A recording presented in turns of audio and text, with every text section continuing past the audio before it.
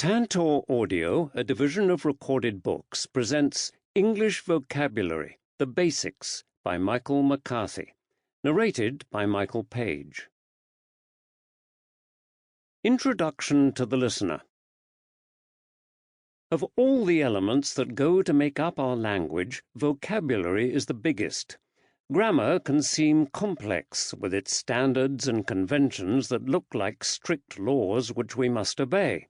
English pronunciation, often mismatched with the spelling of English words, is also a challenge, but grammar has a limited set of structures to play with, and standard English pronunciation uses a limited set of vowel and consonant sounds.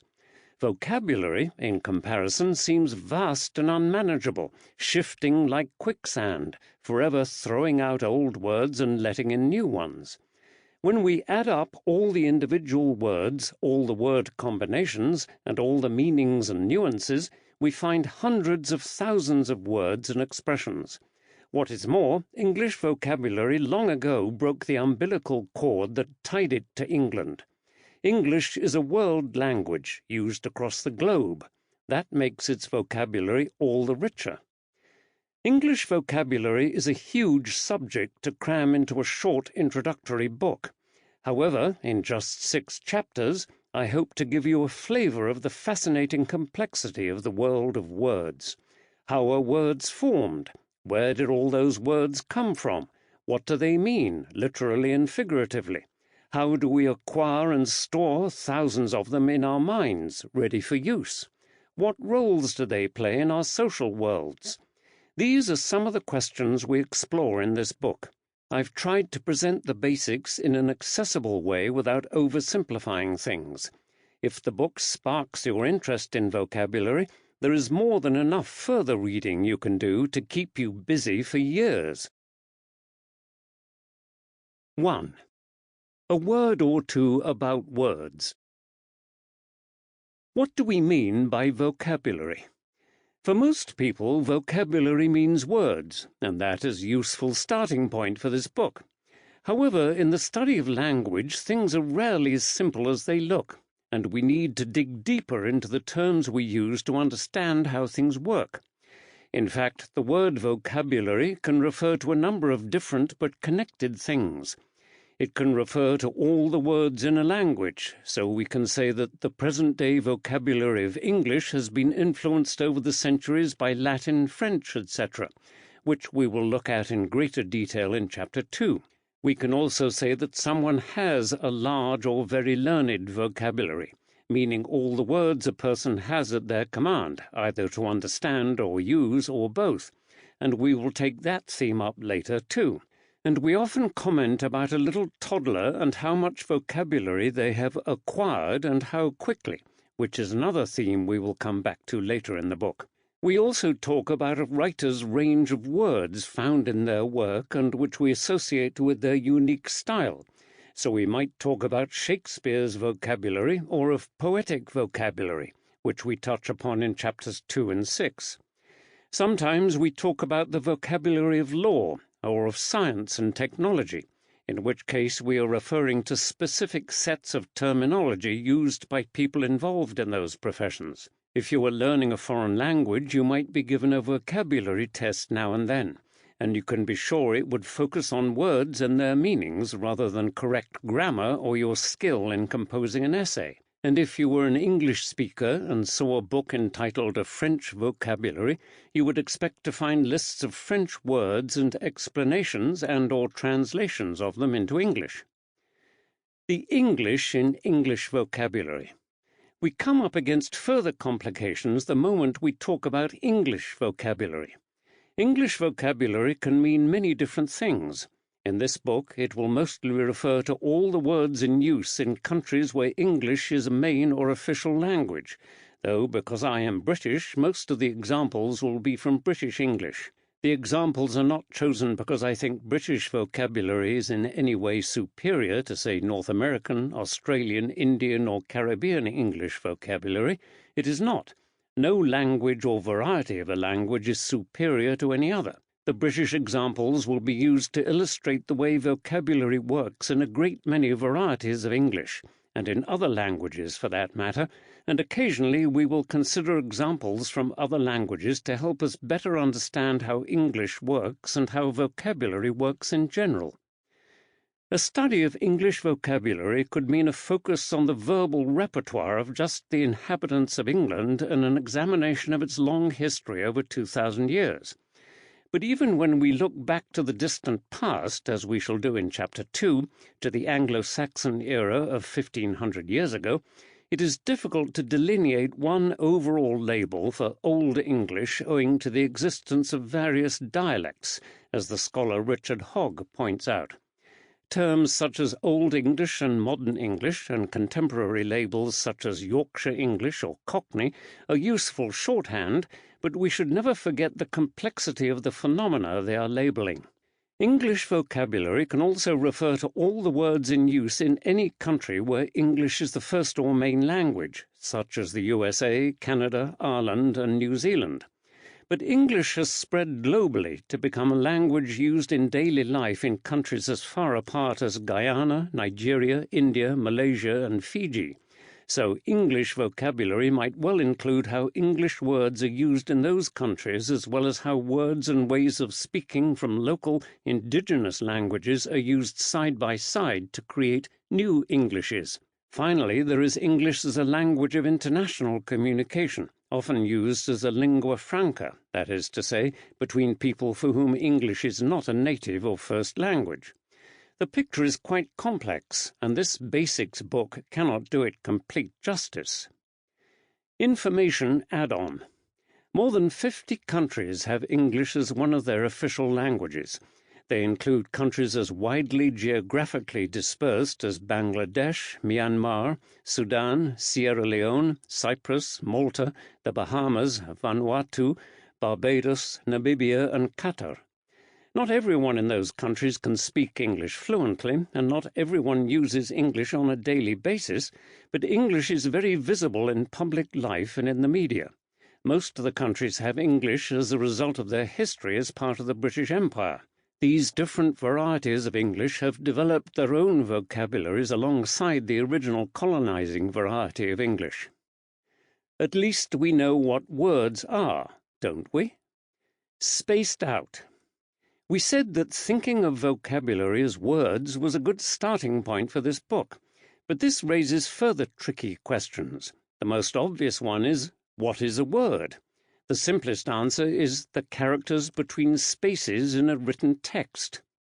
This sentence has 5 words. We can say it has 5 words because when written we can see the spaces separating them.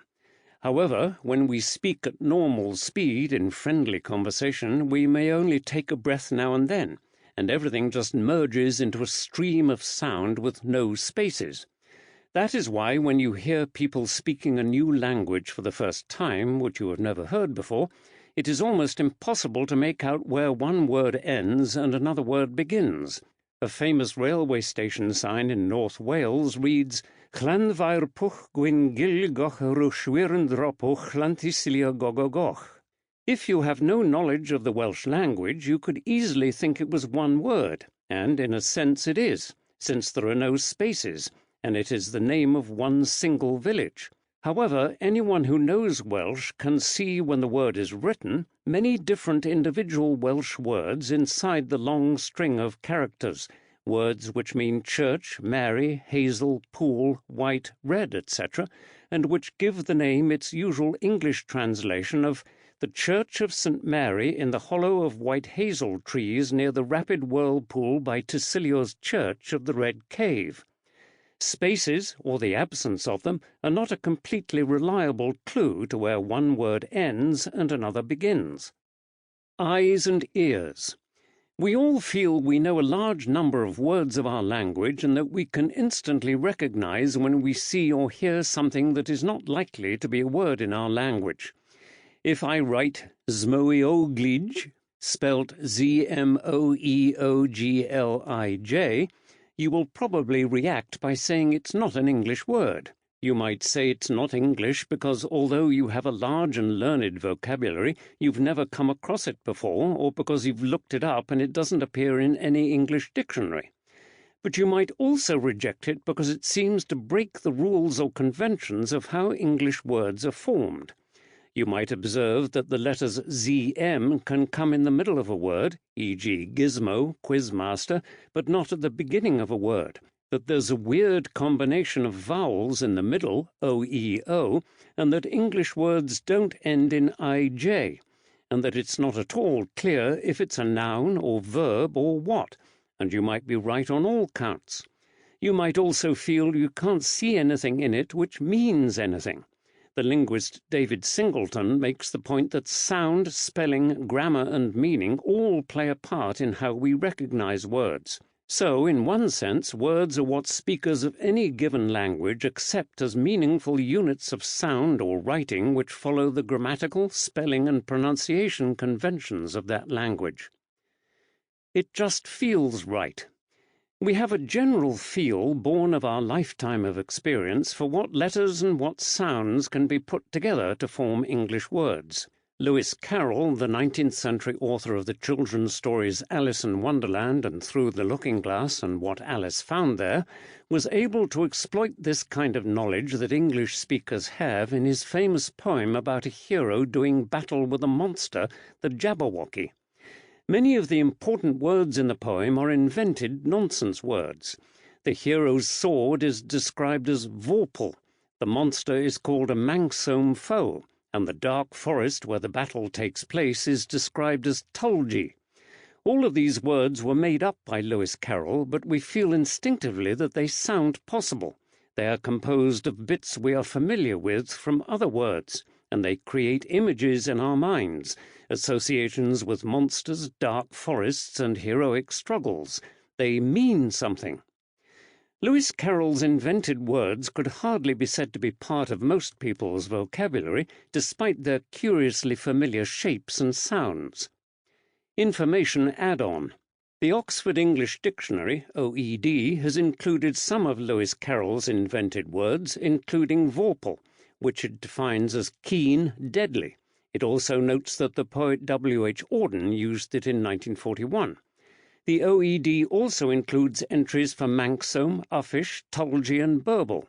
Tulgey has been used by other writers since Carroll invented it, so he had obviously captured something basic about the formation of English vocabulary. His invented words feel right. I see what you mean. Morphemes. Our feeling that there is meaning in Lewis Carroll's nonsense words leads us to a more reliable definition of a word, since a word must consist of at least one bit that means something. This one essential bit is called a morpheme. Car, box, park, photo, leather, sycamore, and tomato each consist of one morpheme, even though they may consist of more than one syllable. Photo, leather, sycamore, and tomato all have more than one syllable. A syllable is a vowel sound and any consonants attached to it. Many words consist of more than one morpheme, so in the word composer we see 3 syllables, composer, with one morpheme which expresses the action of composing or creating something, and a morpheme indicating that we are referring to a person or thing which does that action, which we are familiar with from other words such as writer, teacher, painter, printer, marker, and screwdriver. For most people, composer expresses 2 ideas, compose and person. Anyone with a knowledge of Latin or medieval French might also break the meaning of compose down a little further, with com, together, and poser, put, giving us the present-day meaning of put together, create. However, for most English speakers, the ancient origins of words may be completely invisible in present-day words. That does not mean that the origins of words are irrelevant. In fact, we can only fully understand the richness of English vocabulary by looking at where it has all come from, which we shall do in the next chapter. Reflection point. Consider these English words and ask yourself how many different morphemes you can note in them. Your answers may be different from other people's depending on your knowledge of ancient classical languages or modern European languages. A good dictionary will tell you the origins of these words and how they are composed. Subterranean, ombudsman, aristocratic, machismo, photographic. Taking words to pieces. Consider these sentences and what the words noted have in common. She posed for me while I painted her portrait. This is the best position for the notice board. That's an interesting proposal. The rebels deposed the government during the Civil War. We have posed, position, proposal, and deposed. In the last three, we can see an echo of the idea of pose in the first sentence. We can say that pose, or pos, is a root to which we can attach morphemes before or after. In this case, we have pro and d attached before the root, proposal and deposed. These are prefixes. In proposal and position, we can see morphemes attached after the root, al and ischion. These are suffixes. The process of adding prefixes and suffixes is called derivation. The words we end up with are called derived words. Derivation is one of the most important ways in which new English words are created. Other examples of derived words are the root form, giving us reform, deform, as well as formation, formative, and reformer. Act gives us react, enact, active, activate, deactivate, and action. Suffixes often change words from one word class to another. A verb can become an adjective, act, active, or a noun, act, action, and the meaning can be changed by adding prefixes.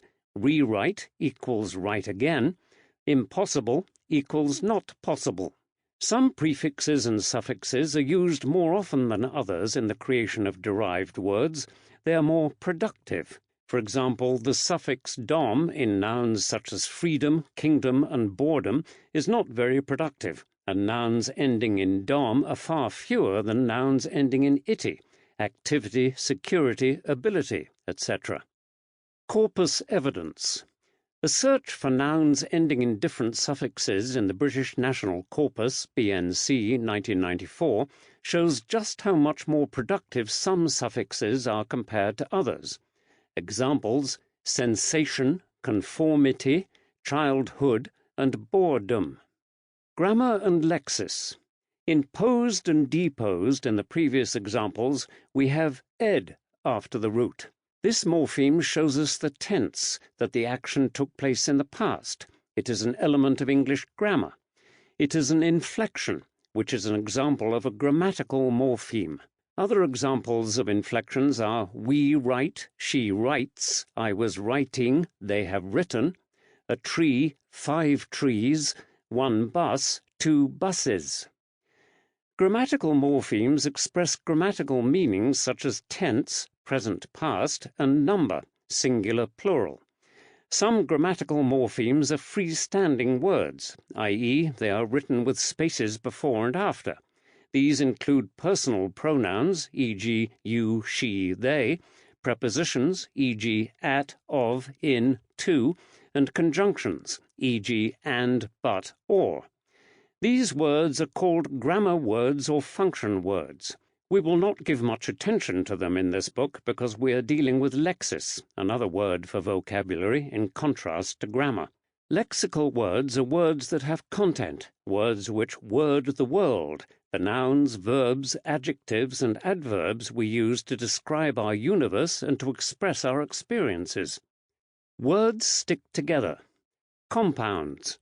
A word must consist of at least one morpheme, a piece of language that means something to that language's speakers. Many words, as we have seen, have more than one morpheme, but words also club together to create meanings which may or may not be separated by spaces in writing. Consider these combinations of morphemes. In most cases, the spaces are optional. Some people write them as one word or use a hyphen. Some write them with spaces. Sea-shore, waste paper basket, smartphone. Each of these, whether written with a hyphen, with spaces, or without spaces, expresses one single idea or thing. Seashore, sea-shore, and coast all express places where the land meets the sea. Waste-paper basket and bin are things into which we discard stuff, and smartphone and tablet are types of portable electronic devices. Whether as one word or 2 or 3 words together, with or without hyphens, the examples express single ideas. Seashore, waste-paper basket, and smartphone are compounds. Individual words have come together to form big words that express single meanings. If we see a sign saying bus stop, we immediately process it to mean a place where you can get on or off a bus. We don't usually spend time pondering whether it is a local campaign to stop buses entering the neighborhood, or a barrier to prevent buses entering an area, or a place where buses always break down. In many cases, everyone agrees on where spaces should be written and where not. English speakers do not normally write weekend or timetable with hyphens or spaces, even though we can see different morphemes and even though they were once upon a time written with hyphens or spaces. One reviewer of a book on hyphenation in 1951 already at that time was able to refer to hyphenated forms such as guest room, hubbub, and lookout, normally written as single words, as fossils of the hyphen age. On the other hand, few would ever write washing machine or windscreen wipers without spaces. Christina Sanchez Stockhammer, in her book on the spelling of English compounds, says that compounds usually start off their life with the constituents separated by a space, such as girlfriend, then go through a hyphenated stage, and finally finish as a solid, uninterrupted sequence of letters. In July 2021, someone posted on a social media group dedicated to discussions about words the question, "Why is bedroom 1 word but living room is 2 words?" The correct answer to the question is because that's how people usually write them. There is inconsistency in the use of spaces which may be entirely arbitrary. However, most dictionaries agree on how compounds should be written, and corpora of written texts can also help us resolve doubtful cases by showing us how people usually write them. Corpus evidence. The LaDeX project, Large Database of English Compounds, is a corpus and database-originated computerized list of 8,000 words which could potentially be combined to form 2-word noun compounds, which produced almost 9,000 compounds after various filtering measures. The researchers then tested people's ability to predict the meanings of the compounds, which was affected by how transparent the meanings were. So far, we have looked at noun compounds, that is to say, where the final word and the compound as a whole function as a noun, e.g. desktop, shoelace, dishwasher, motorway. These are extremely common. However, corpora show that there is a range of types made up of different word classes with different functions, albeit some combinations are more productive than others. Bauer and Renouf's 2001 corpus-based study has a wealth of examples of different types. Table 1.1 notes examples of different types with the usual grammatical function of each word and the usual function of the compound. Table 1.1. Examples of English compound types. Word 1, see, noun. Word 2, sick, adjective, compound, seasick, adjective. Word 1, freeze, verb. Word 2, dry, verb or adjective, compound, freeze-dry, verb. Word 1, low, adjective. Word 2, rise, verb, compound, low-rise, adjective. Word 1, European, adjective. Word 2, style, noun, compound, European style, adjective. Word 1, hard, adjective. Word 2, edged, adjective, compound, hard-edged, adjective. Word 1, take, verb. Word 2, away, adverb particle, compound, take away, adjective or noun. Word 1, lock, verb. Word 2, down, adverb particle, compound, lockdown, noun. Word 1, key, noun. Word 2, board, noun, compound, keyboard, noun. Table 1.1, as well as noting different sorts of combinations, demonstrates how flexible the word classes are in English. Words do not have a priori fixed word class labels. We derive a word's class from how people have used it. Over time, words from one word class can be adapted to function in a different class, called class conversion. For example, the American linguist Dwight Bollinger traced the evolution of the word fun from its use as a noun, e.g., it was great fun, to its now more and more frequent use as an adjective, as in a fun thing to do, the fun part of the course, etc. The last two examples in Table 1.1 are derived from a special type of word combination in English, phrasal verbs, verbs which consist of a verb and an adverb particle. Our everyday vocabulary is full of such verbs, for example, lock down, get up, go away, take off, set out, wind up, come in, and catch on. From these we get a number of phrasal noun and adjective compounds, of which lockdown is an example. Other examples of phrasal nouns and adjectives are take-off, downturn, upturn, onset, off-putting, outlying, and incoming. Phrasal expressions often exist side by side with single words of Latin or French origin. Both Latin and French have influenced English vocabulary over many centuries, as we shall note in Chapter 2, especially in the more formal aspects of language use. The equivalent phrasal form is often used in less formal situations compared with the Latin or French word. For example, put off, push back, in contrast with postpone. Likewise, chill out, relax, go up, increase, cut down, bring down, reduce. We will return to this theme in Chapter 6. Phrasal verbs have existed in English for many centuries, going right back to the Old English era, which we will look at in Chapter 2, and they form a significant element of English vocabulary. The Cambridge International Dictionary of Phrasal Verbs, 1997, contains over 4,500 phrasal verbs in British, American, and Australian English, which were in use at the time of publication. Some compounds consist of words which come together because of sound patterns.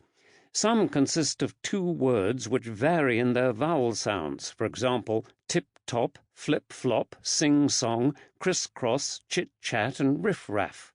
These are called ablaut compounds. Some are rhyming compounds, hobnob, rag-bag, teeny-weeny, and fuddy-duddy. Others are examples of reduplication, the repetition of the same morphemes, bye-bye, wee-wee, and hush-hush. As we can see, these are sometimes written as two words, sometimes as one. These sound-motivated compounds are often colourful, expressive, and playful, and include items often used in baby talk, such as moo-moo, cow, bow-wow, dog, etc. Multi-word units. So far, we have looked at how words from the major word classes, nouns, verbs, adjectives, adverbs, combine to form compounds. Another type of strong bond between words is created when strings of words are used time and time again, so often that they become routines or fixed formulae for expressing unitary meanings. Everyday examples include see you later, happy birthday, good morning, thank you very much, and how's it going? These are particularly common in speaking.